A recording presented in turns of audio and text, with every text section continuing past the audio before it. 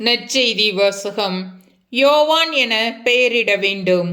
லூக்கா எழுதிய தூய நற்செய்தியிலிருந்து வாசகம். அதிகாரம் 1, இறைவசனங்கள் 57 முதல் 66. எலிசபெத்துக்கு பேறுகாலம் நெருங்கியது.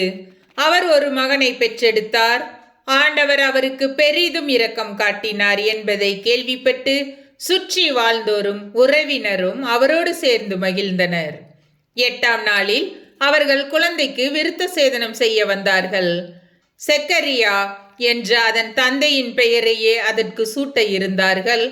ஆனால் அதன் தாய் அவர்களை பார்த்து, வேண்டாம், அதற்கு யோவான் என பெயரிட வேண்டும் என்றார்.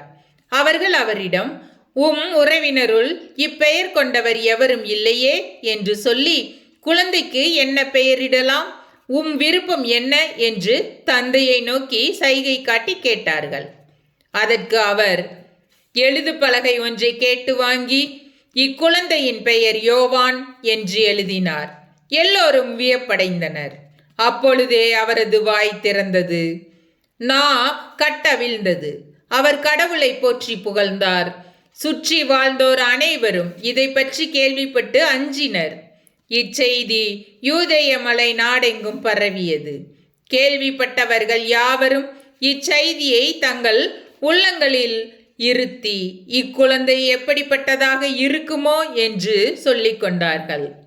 ஏனெனில் அக்குழந்தை ஆண்டவருடைய கைவன்மையை பெற்றிருந்தது. ஆண்டவரின் அருள் வாக்கு.